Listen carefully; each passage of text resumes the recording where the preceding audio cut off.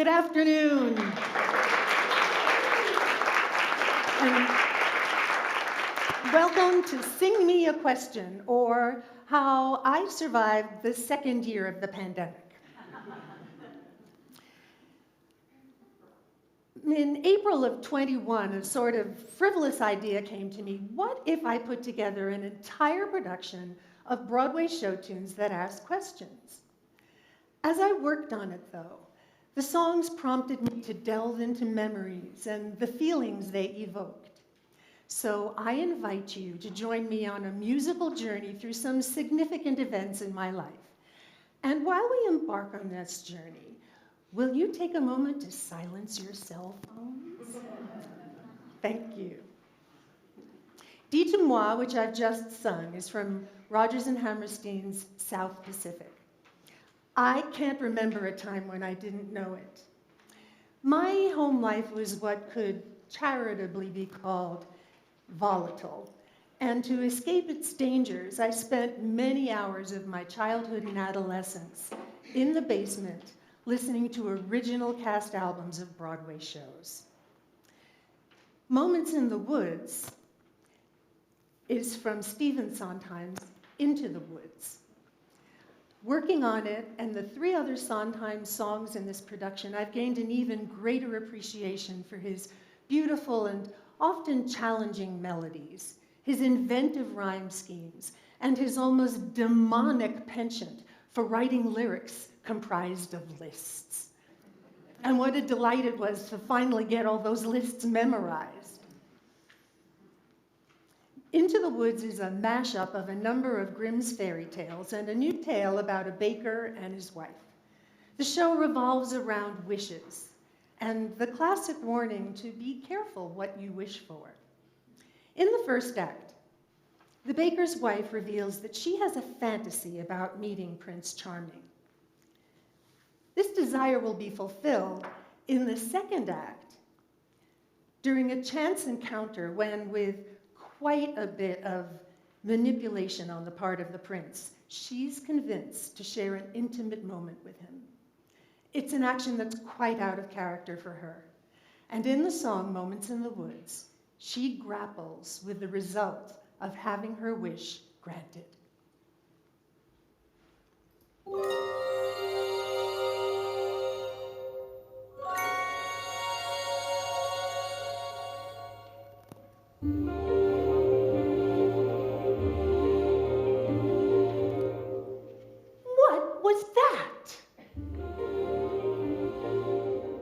Was that me?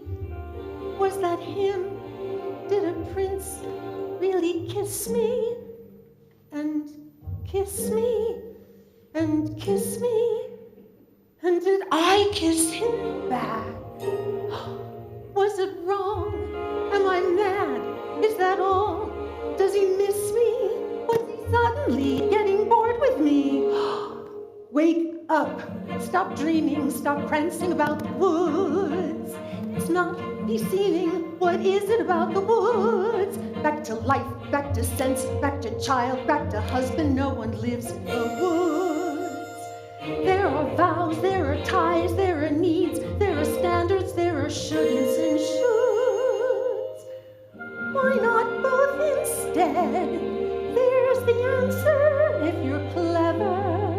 Have a child for warmth, and a baker for bread, and a prince for whatever. Never, it's these woods. Face the facts, find the boy, join the group, stop the giant, just get out of these woods. Was that him? Yes, it was. Was that me? No, it wasn't, just a trick of the woods.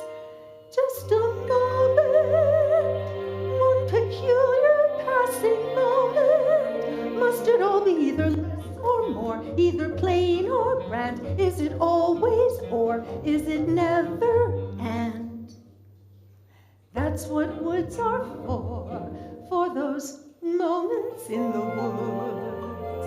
Oh, if life were only moments, even now and then a bad one. But if life were only moments, then you never know you had one. First a witch, then a child, then a prince, then a moment who can live in the woods. And to get what you wish only just for a moment, these are dangerous woods. Let the moment go. Don't forget it for a moment, though. Just remembering you had an and when you're back to ore makes the ore mean more than it did before. Now I understand, and it's time to leave the woods.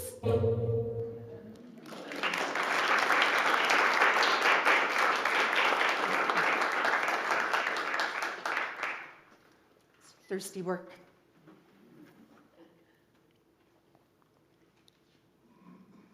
The song, Why Was I Born, is from Sweet Adeline, written in 1929 by Jerome Kern and Oscar Hammerstein II. It revolves around a woman unlucky in love who becomes a Broadway star. The role of Adeline was written for the singer Helen Morgan. I first learned about the song from the movie The Helen Morgan Story, which sparked my interest in the singer who was famous for singing perched on a grand piano, holding a scarf. The song provided a much-needed outlet for my adolescent angst. I grew up in a very competitively verbal household, the third of 3 daughters. I wasn't allowed to watch TV unless my father found the program more beneficial for me intellectually than reading a book. As a result, I never quite fit in with my peers. I used 5-syllable words and didn't watch the Brady Bunch. It left me quite socially isolated, especially at parties. I'd go to parties where they'd invited an extra boy so that every girl would have a dance partner. How humiliating was it then that I sat out every dance with the 2 remaining boys who'd rather sit there than dance with me? So I'd go home and sing torch songs to comfort myself. Written almost 100 years ago, the song, Why Was I Born, still packs an emotional wallop.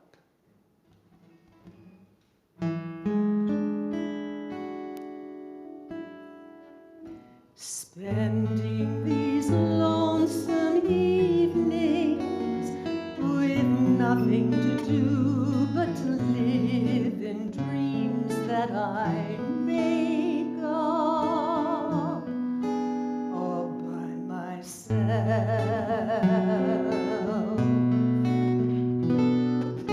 Dreaming that you're beside me, I picture the prettiest stories only to wake up all by myself.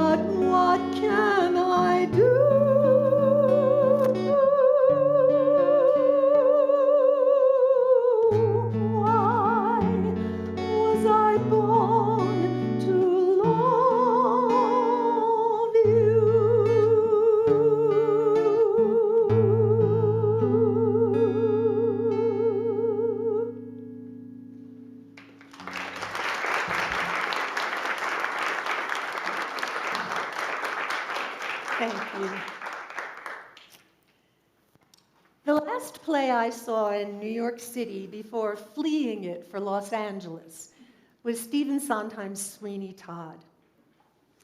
I've been trying to make it as an actor there for 5 years. I got cast pretty often, but wasn't paid, and worked in locales known as off and off Broadway. In the late 1970s, the city was getting more dangerous. Several of my friends had been mugged, and I felt like my number was about to come up. And rents were skyrocketing to the point where I feared I would never be able to live there without a roommate. I was approaching 30 years old, and quite frankly, the thought of living with one more person who wasn't a romantic partner just drove me crazy. So I left a chilly New York in December 1979 and moved to warmer West Hollywood. But I will always cherish the memory of seeing Angela Lansbury and Len Cariou in Sweeney Todd. Worst Pies in London is sung by Mrs. Lovett, a meat pie maker, to Sweeney, a barber she once loved. She hasn't seen him in 15 years, and his appearance is altered so drastically that she doesn't recognize him. He's just escaped an unjust imprisonment in Australia and has come back to London with vengeance on his mind. Mrs. Lovett bemoans the scarcity of meat in the city. This problem soon will be alleviated when Sweeney starts to murder the clients in his barber shop upstairs from the pie shop. Mrs. Lovett will then process the bodies into her meat pies. Yes, it really is that creepy. But at this point, things haven't turned to cannibalism yet.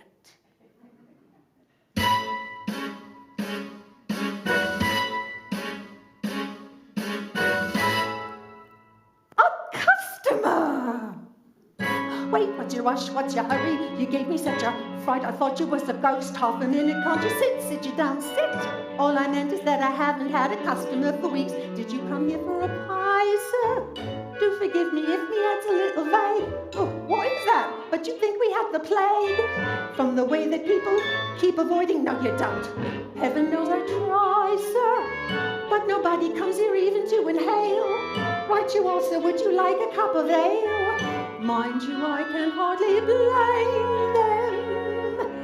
These are probably the worst pies in London. I know why nobody cares to take them. I should know, I make them, but good now. The worst pies in London. In London, if you doubt it, take a bite. Is that just disgusting?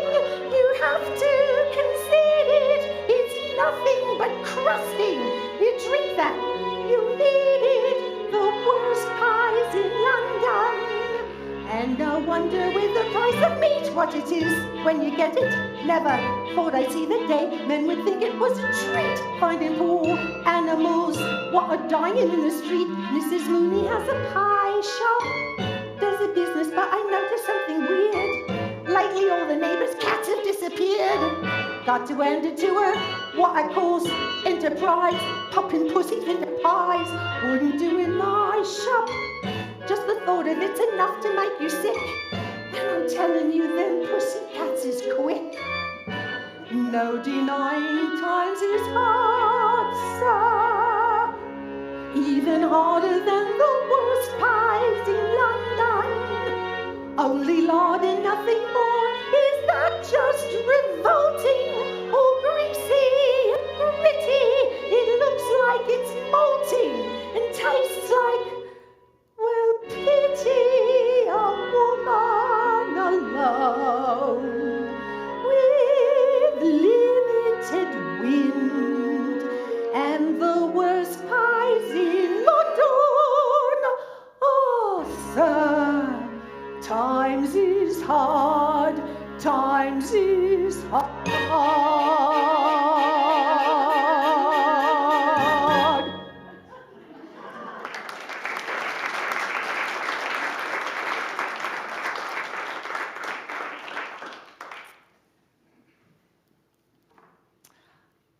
On our first date, the man who is now my husband told me, one, that he was never going to marry again, and two, that there were no more children in his future. I was in my late 30s and very much wanted to have a child. So, despite being very drawn to him, I told him that this would be a temporary relationship until the right man came along. A few months later, he told me that he loved me, but I held back, wanting my future to be the one with a baby in it. Fast forward a few months, and I was in some serious trouble, and he graciously offered to help me. And I realized that I would be crazy to reject this man just because the picture that was being painted for me differed from the one that I had painted for myself. A few months later, we were on our first camping trip together in Durango, Colorado. One morning, he turned to me and said, "I could retire and move here. How about you?" I said, "Put it right there, pal." 5 days after we came home, he put this engagement ring on my finger. In Fiorello by Sheldon Harnick and Jerry Bach, Fiorello LaGuardia and Thea Almaraghetti meet in 1915 while advocating for workers' rights. In 1917, Fiorello, now a congressman, is about to serve in the First World War. He proposes to Thea, and she says that although she admires and respects him, she's not sure that's enough of a basis for a marriage. But he's persistent, and she agrees to marry him when he comes home from the war. The play jumps to 1929, and they've been married for over 10 years. One morning, as Thea is sending him off to work, she realizes that she loves her husband, though she doesn't know when or how this came to be.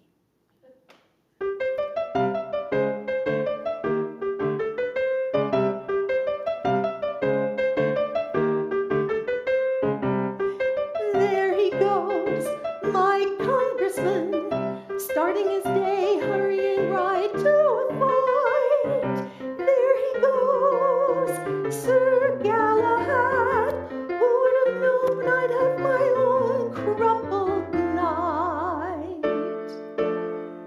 Out of the house 10 seconds, and I miss him. I miss him more with each goodbye. Out of the house 10 seconds, and I miss him. And no one's more astonished than I never once pretended that I loved him. When did it start?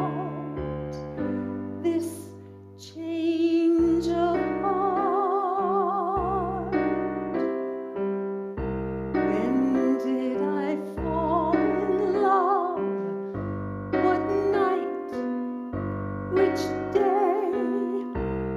When did I first begin to feel this way? How could the moment pass unfelt, ignored? Where was the blinding flash? Where was the crashing chord?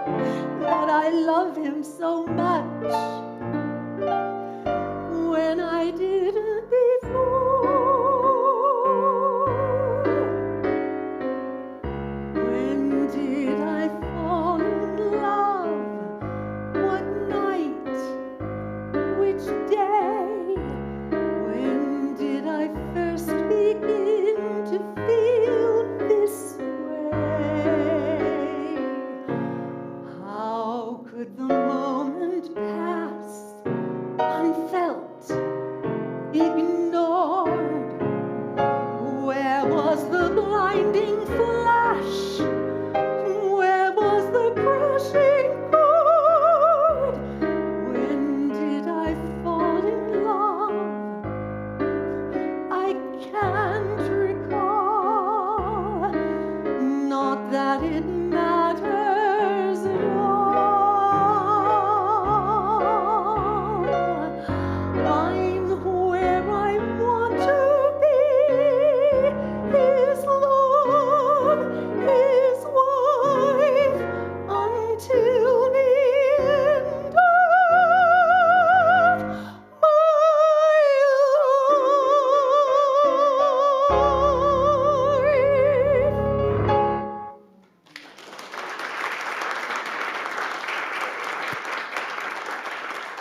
Thank you.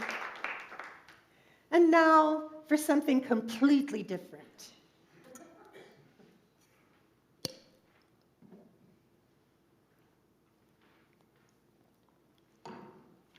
The song Could I Leave You is from the second act of Stephen Sondheim's Follies. A huge, flashy musical. It's a meditation on memory and loss. The play revolves around a reunion of chorus girls in the theater where the Follies of the title were performed. Phyllis sings the song to her husband, Ben, who is now a rich and prominent public figure. While Ben was courting Phyllis back in the day, he had a secret relationship with her roommate and fellow chorus girl, Sally. The reunion between Ben and Sally has awakened feelings in them both. Phyllis, aware of their flirtation, is sick to death of her sham of a relationship with Ben. After a heated argument, Ben tells her to pack a bag and leave. This is her deliciously nasty response. Leave you, how could I leave you? How could I go it alone? Could I wave the years away with a quick goodbye? How do you wipe tears away when your eyes are dry? Sweetheart, lover, could I recover? Give up the joys I have known, not to fetch your pills again every day at 5, not to give those dinners for 10 elderly men from the UN. How could I survive? Could I leave you and your shelves of the world's best books and the evenings of martyred looks, cryptic sighs, sullen glares from those injured eyes? Leave the quips with a sting, jokes with a sneer, passionless love-making once a year. Leave the lies, ill-concealed, and the wounds never healed, and the game's not worth winning. Wait, I'm just beginning. What? Leave you? How could I leave you? What would I do on my own? Leaving thoughts of you aside in the south of France. Would I think of suicide? Darling, shall we dance? Could I live through the pain on a terrace in Spain? Would it pass? It would pass. Could I bury my rage with a boy half your age in the grass? Bet you're... But I've done that already. Or didn't you know? Love, tell me, how could I leave when I left long ago? Love, could I leave you? No, the point is, could you leave me? Well, I guess you could leave me the house, leave me the flat, leave me the Brocs and Chagalls and all that. You could leave me the stocks for sentiment's sake, and 90% of the money you make, and the rugs and the cooks Darling, you keep the drugs, angel, you keep the books. Honey, I'll take the grand sugar, you take the spinach, and all of our friends, and just wait a little minute.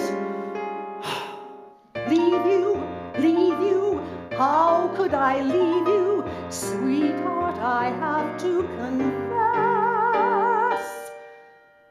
Could I leave you? Yes. Will I leave you? Will I leave you?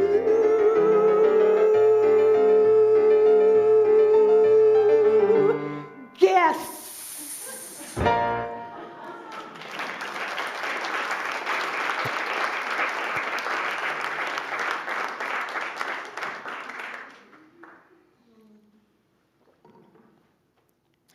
The song, If You Walked Into My Life, is from Mame by Jerry Herman. It's a musical based on the play and the film Auntie Mame. The play revolves around the relationship between Mame Dennis and her nephew and ward, Patrick.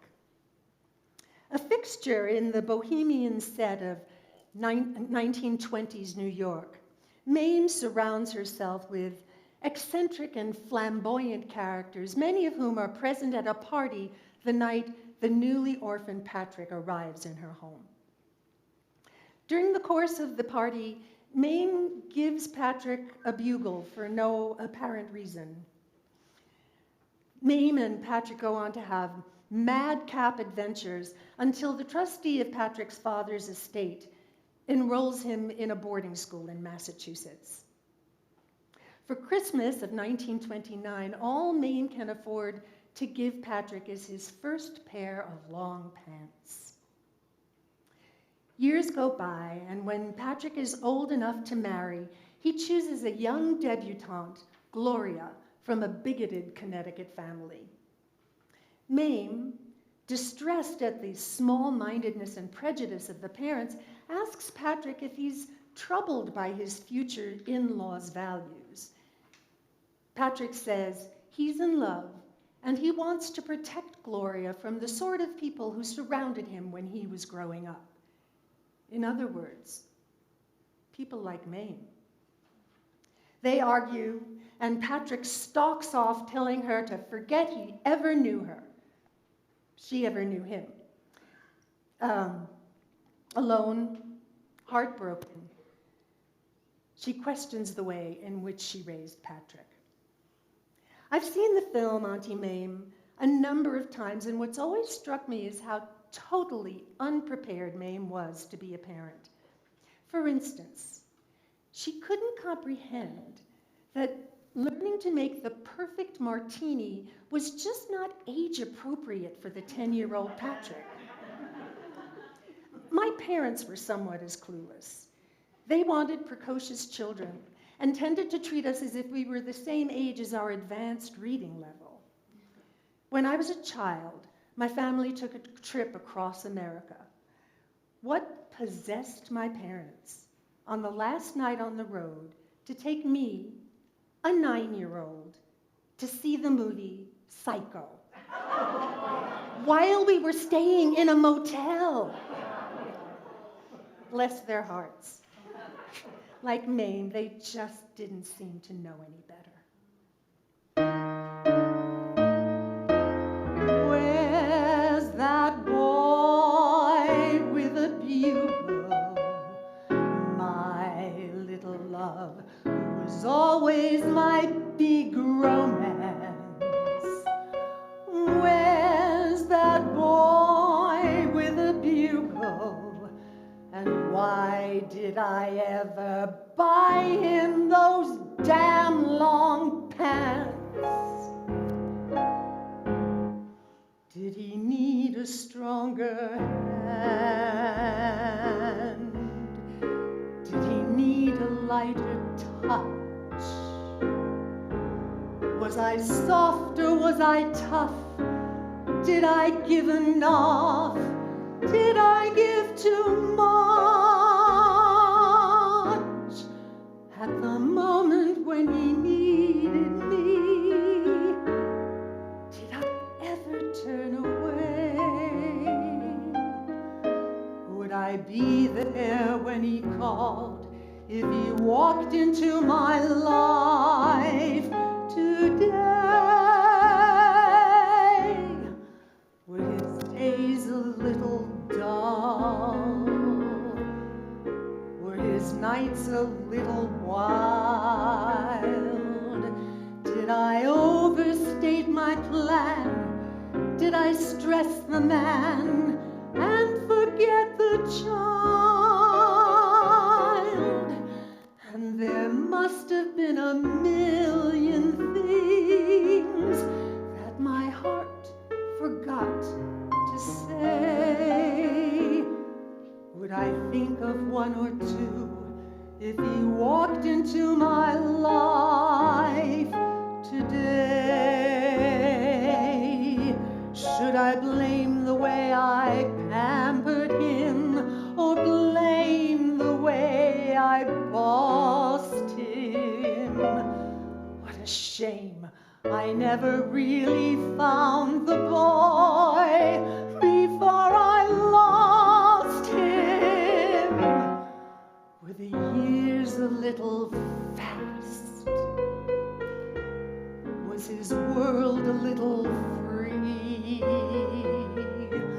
Was there too much of a crowd, all too lush and loud, and not enough of me? Though I'll ask myself my whole life long, what went wrong along the way?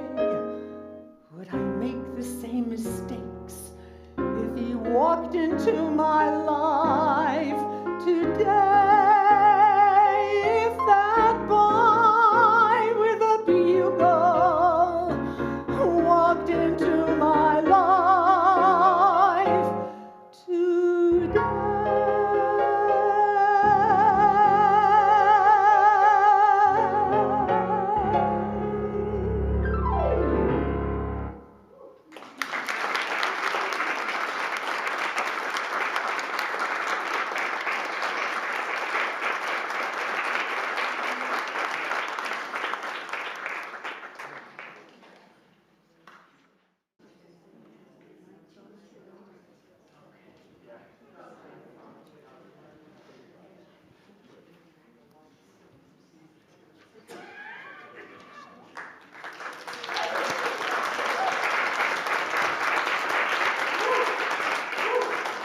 Thank you. I am a daughter of an English teacher. My father was a first-generation American who spoke with neither the Eastern European accent of his parents nor the Brooklyn accent of those he grew up with. And he expected his 3 daughters to speak the same standard American speech. I grew up in New York City, in the neighborhood of Forest Hills, surrounded by peers who talked in a Queens accent, sort of like the Brooklyn accent most people are familiar with, but with a higher, more nasal voice, and no matter what you had to say it very, very fast. If, at the dinner table, where most of our conversations took place, one of us slipped into the local dialect, my father would raise his head, glower, and intone, "What did you say?" If, on the other hand, one of us made it clear that we were using the accent to amuse him, she'd be rewarded with laughter. I shudder to think what Henry Higgins would have thought. In Lerner and Lowe's My Fair Lady, Henry Higgins, a professor of phonetics, takes on the challenge of teaching Eliza Doolittle, a Cockney flower seller, to speak the Queen's English. The song, "Why Can't the English?" is the first in the play and establishes Higgins as a phonetic snob. He bemoans the sorry state of the English language as spoken by his fellow Englishmen. Eliza is seated on the curb, and her accent, as she tries to convince Higgins to buy a bunch of flowers, absolutely infuriates him. Although the song is usually sung by a man, it occurred to me that there's absolutely no reason why a woman couldn't be a phonetic snob as well. Look at her, a prisoner of the gutters, condemned by every syllable she utters. By right she should be taken out and hung for the cold-blooded murder of the English tongue. This is what the British population calls an elementary education. Hear them down in Soho Square, dropping H's everywhere, speaking English any way they like. You, sir, did you go to school? What do you type me for, a fool? No one taught him take instead of type. Hear a Yorkshireman or worse, hear a Cornishman converse. I'd rather hear a choir singing flat. Chickens cackling in a barn, just like this one. Gone. I ask you, what kind of word is that? It's ow and gone that keep her in her place, not her wretched clothes and dirty face. Why can't the English teach her children how to speak? This verbal cross distinction by now should be antique. If you spoke as she does, sir, instead of the way you do, what you might be selling flowers to. An Englishman's way of speaking absolutely classifies him. The moment he speaks, he makes some other Englishman despise him. One common language I'm afraid we'll never get. Oh, why can't the English learn to set a good example for people whose English is painful to your ears? The Scotch and the Irish leave you close to tears. There even are places where English completely disappears. In America, they haven't used it for years. Why can't the English teach their children how to speak? Norwegians learn Norwegian, the Greeks are taught their Greek. In France, every Frenchman knows his language from A to Z. The French never care what they do, actually, as long as they pronounce it properly. Arabians learn Arabian with the speed of summer lightning. The Hebrews learn it backwards, which is absolutely frightening. But use proper English, you're regarded as a freak. Oh, why can't the English? Why can't the English learn to speak?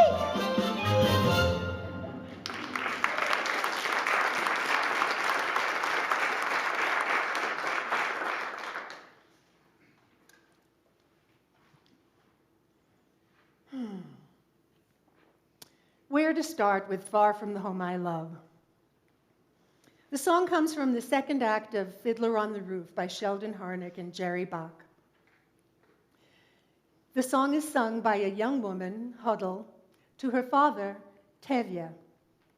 They are awaiting the train that will bring her to reunite with her fiancé, Perchik, a revolutionary who has been exiled to Siberia. I had the great good fortune of playing Tevye's wife, Golda, right after graduating from college. As I rehearsed and performed the role, I felt the presence of my ancestors, especially my maternal grandmother, who had died 2 years earlier. The experience was made all the more special by my Tevye, a flamboyant young man named Billy who had a huge personality and a fabulous sense of humor. We so enjoyed our relationship, both on stage and off. My sweet maternal grandfather was alive at the time and came to see a performance. At the end of the first act, Russian soldiers violently intrude upon a wedding celebration. My grandfather, seated in the front row, got very agitated and cried, "Oh no, the Cossacks are coming!" When we got into the dressing room at intermission, Billy said, "Who was that old dude yelling in the front row?" I said, "That was my grandpa, and he lived it." 16 years later, Billy died, too young, at the age of 37. I sang Far From the Home I Love at his memorial service. Needless to say, the song has many layers of meaning for me.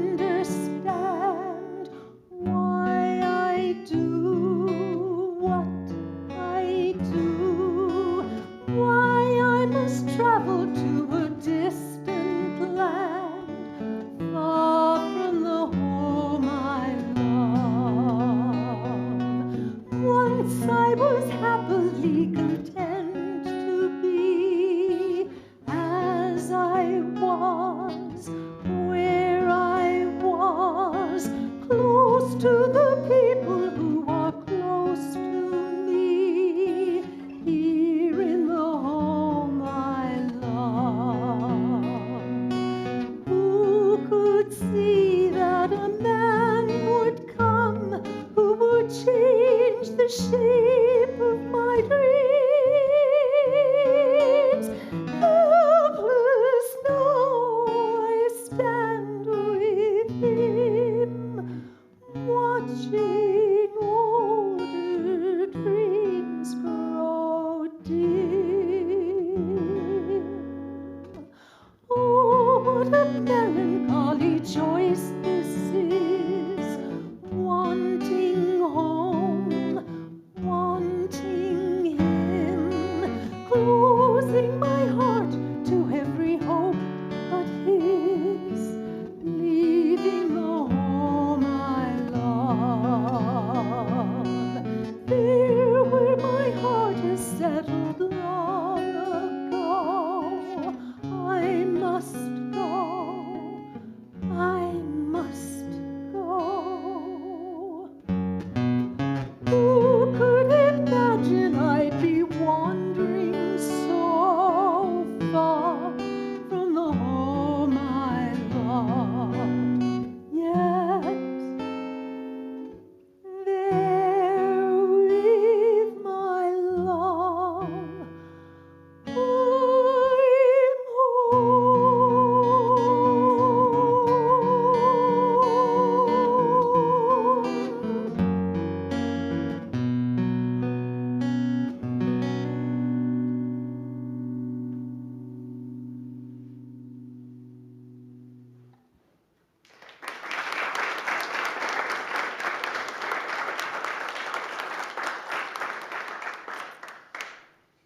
What little girl doesn't identify with the character of Cinderella?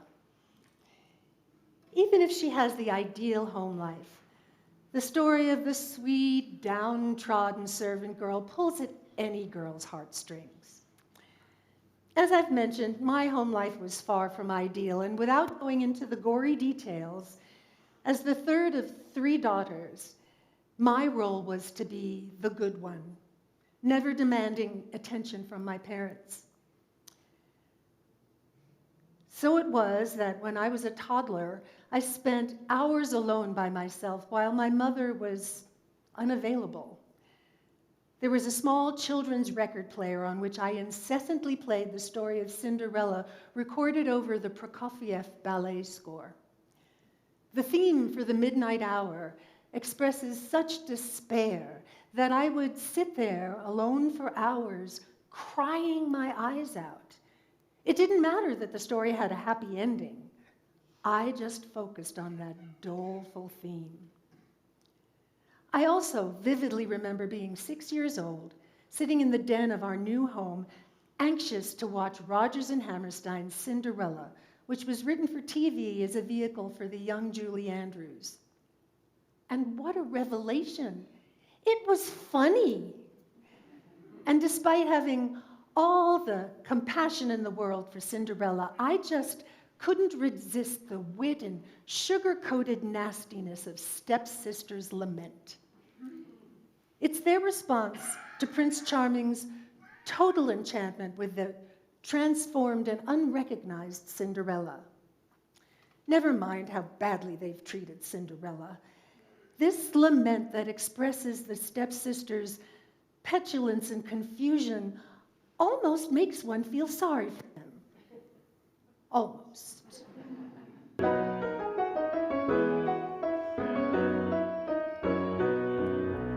Why would a fellow want a girl like her, a frail and fluffy beauty? Why can't a fellow ever once prefer a solid girl like me? She's a frothy little bauble with a flimsy kind of charm, and with very little trouble I could break her little arm. Oh, why would a fellow want a girl like her, so obviously unusual? Why can't a fellow ever once prefer a usual girl like me? Her cheeks are a pretty shade of pink, but not any pinker than a rose is. Her skin may be delicate and soft, but not any softer than a doe's is. Her neck is no whiter than a swan's. She's only as dainty as a daisy. She's only as graceful as a bird. hard. So why is the fellow going crazy? Oh, why would a fellow want a girl like her? A girl who's nearly lovely. Why can't a fellow ever once prefer a girl who's merely me? She's a frothy little bubble with a flimsy kind of charm, and with very little trouble I could break her little arm. Oh, why would a fellow want a girl like her? A girl who's merely lovely. Why can't a fellow ever once prefer a girl who's merely me? What's the matter with the man? What's the matter with the man? What's the matter with the man?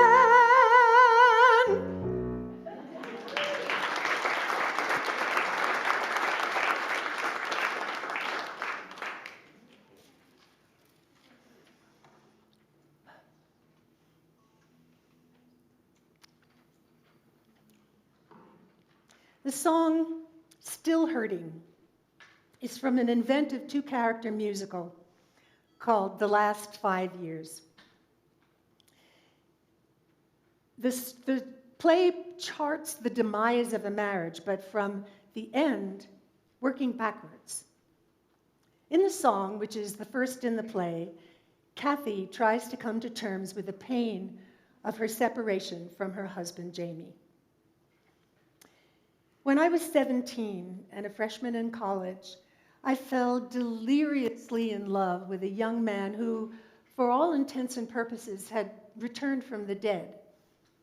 I'd learned before I met him that he'd left school the previous spring, suffering from lymphoma.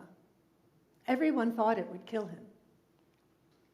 The experience of surviving a life-threatening illness altered him drastically. He was no longer a carefree young adult. He was a world-weary poet who saw everything through a glass darkly. When I told him that I loved him, he said, "Well, I don't know what love is, but I'll accept that as a gift from a flower to a garden." Really? At the inevitable end of our relationship, he inexplicably walked away from me during a date, and then, to my utter confusion, refused to take my phone calls or even speak to me if we ran into each other on campus. 2 weeks later, I tracked him down in his dorm room, and when I asked him what had happened, he said, "I'm not good enough for you." Many years later, with better perspective, I realized he was absolutely right. But at the time, his explanation was no explanation at all. I still had so many unspoken questions that he neither wanted to hear nor answer. For all the women or men who have had their heart crushed by a departing partner, this song is the antithesis of the dreaded statement, "It's not you, it's me." Kathy's just been told, "It's not me, it's you." Here's her response.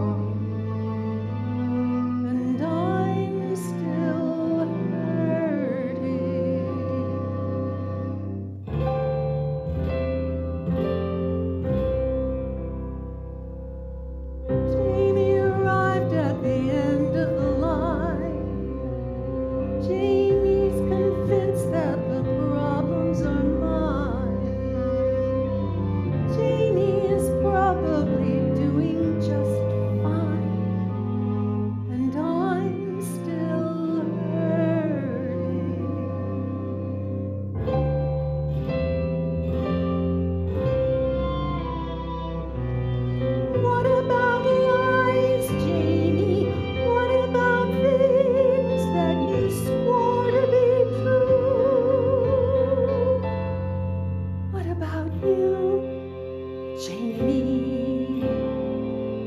What about you?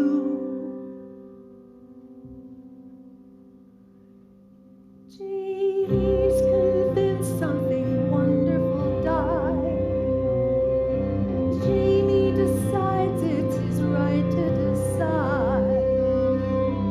Jamie has secrets he doesn't confide, and I'm still hurting.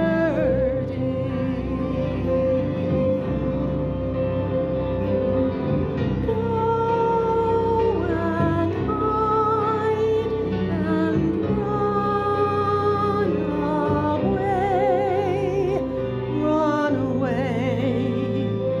Run and find something better. Go and ride the sun away. Run away like it's simple, like it's right.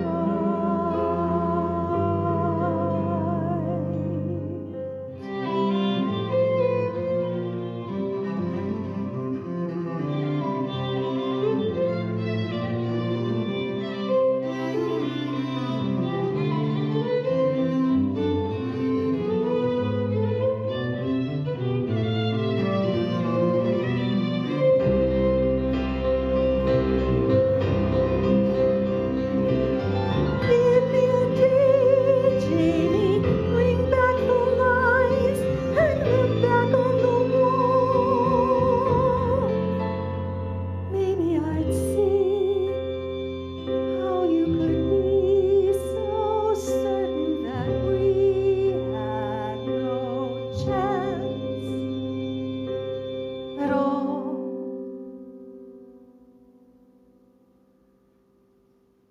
Jamie is over, and where can I turn? Covered in scars I did nothing to earn. Maybe there's somewhere a lesson to learn, but that wouldn't change the fact. That wouldn't ease the time. Once the foundation's cracked, and I'm still hurting.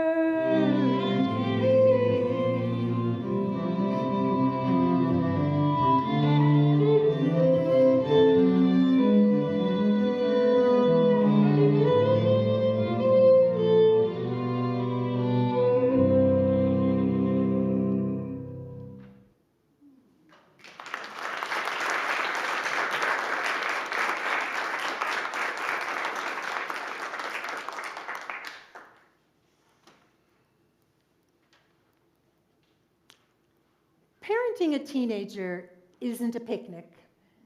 Well, there's an understatement.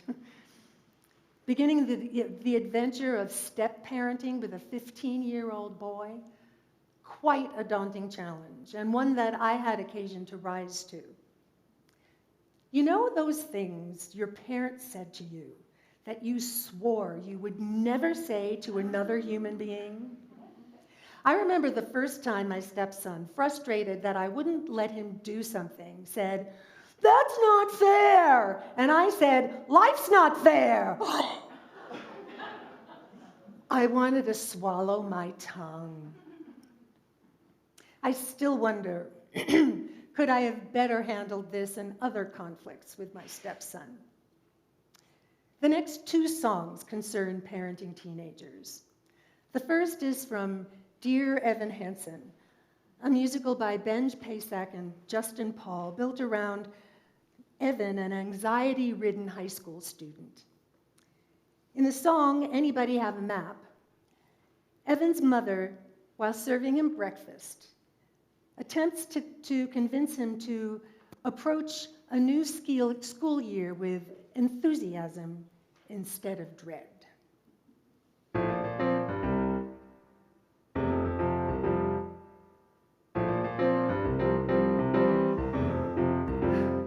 Can we try to have an optimistic outlook?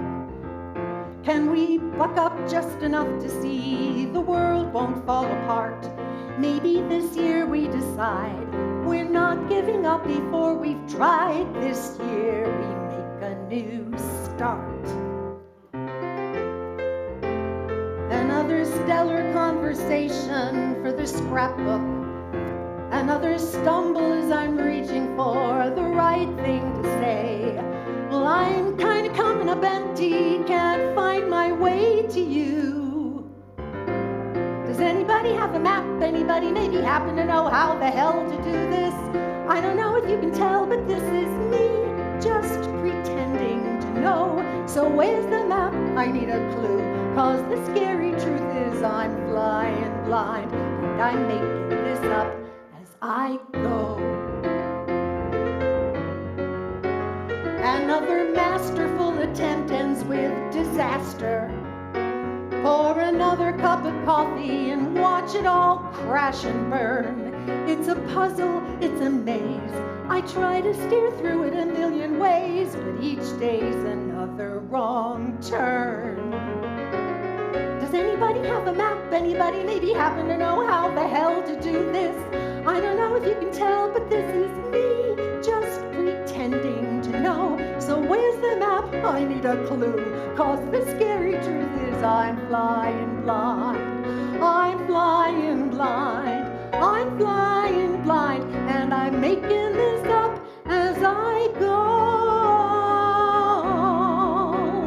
As I go.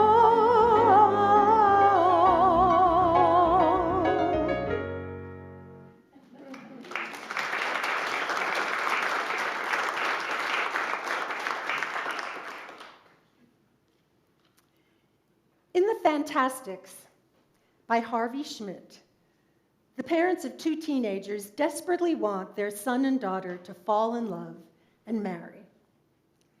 In the song Never Say No, they reveal the secret of how parents can get teenagers to do anything they want them to do. How clever we are, how crafty to know. To manipulate children, you merely say no. Dogs got to bark, mules got to bray. Soldiers must fight and preachers must pray. And children, I guess, must get their own way the minute that we say no. Why did the kids pour jam on the cat? Raspberry jam all over the cat. Why would the kids do something like that? They did it 'cause we said no. My son was once afraid to swim, the water made him wince, until I said he mustn't swim. He's been swimming ever since. He's been swimming ever since. Oh, dogs got to bark, mules got to bray. Soldiers must fight and preachers must pray. And children, I guess, must get their own way the minute that you say no. Why did the kids put beans in their ears? No one can hear with beans in their ears. After a while the reason appears. They did it 'cause we said no. Your daughter brings a young man home, says, do you like him, Mom? Just tell her he's a fool, and then you've got a son-in-law. You've got a son-in-law. Oh, sure as the June comes right after May, sure as the night comes right after day, you can be sure the devil's to pay the minute that you say no. Make sure you never say no.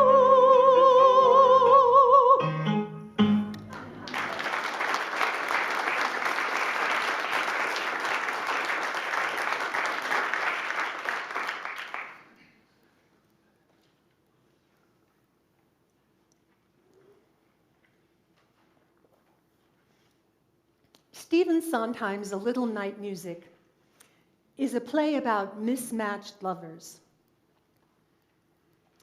The song Send in the Clowns is sung in the second act by Desiree, an aging actress, to her former lover, Frederick.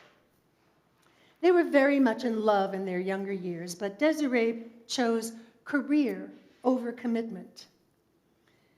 Many years later, they reconnect, and Frederick is now married to an 18-year-old girl who, after 11 months of marriage, is still a virgin. In the second act, Desiree proposes that Frederick leave his unconsummated marriage and marry her. Frederick admits that though he's loved Desiree for a very long time, he is besotted by this young woman who is childishly thrilled whenever he walks into a room. Desiree sings the rueful song that's couched in the language of the theater. From the first time I heard the song, the use of the word clowns confused me. Was there a circus in town? What do clowns have to do with lovers not quite reconnecting? Well, the late, great Stephen Sondheim explained it far better than I ever could. He said, I wanted to use theatrical imagery because she's an actress, but it's not supposed to be a circus. It's a theatrical reference, meaning if the show isn't going well, let's send in the clowns. In other words, let's do the jokes. Oh, and by the way, Frederick and Desiree do end up together at the end of the show. But at the moment this song is sung, Desiree only knows the pain and disappointment of a love lost.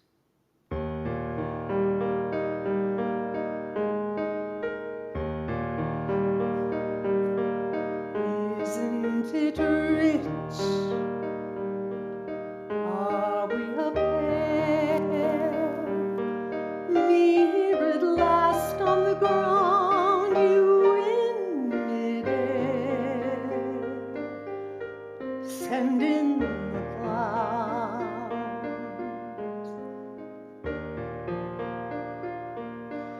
Isn't it bliss? Don't you approve? One who keeps staring around, one who can't move. And where are the clouds? Send in the clouds. Just when I'd stopped opening doors, finally knowing the one that I wanted was yours, making my entrance again with my usual flair, sure of my lies, no one is there.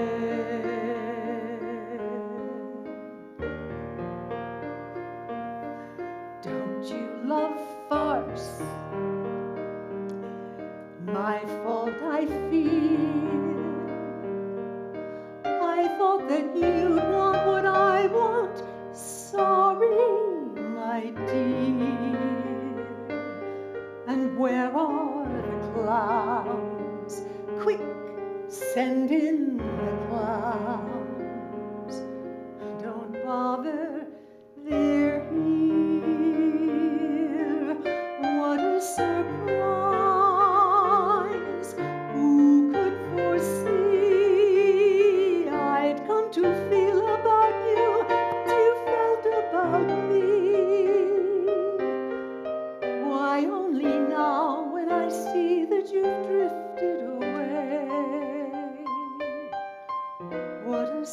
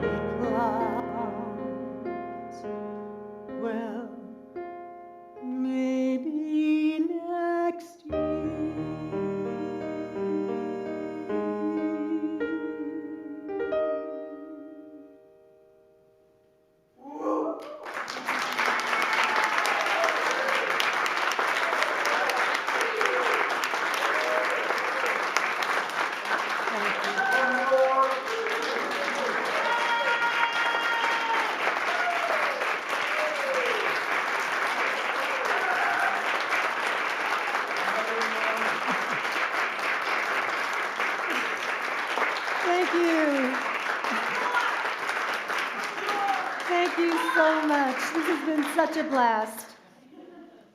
I leave you with the song Many a New Day from Rodgers and Hammerstein's Oklahoma.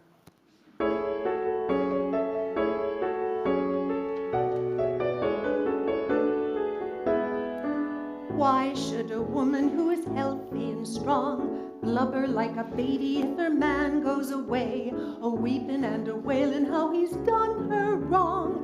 That's one thing you'll never hear me say. Never gonna think that the man I lose is the only man among men. I'll snap my fingers to show I don't care. I'll buy me a brand new dress to wear.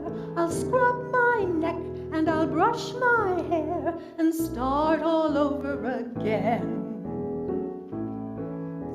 Many a new face will please my eye, many a new love will find me.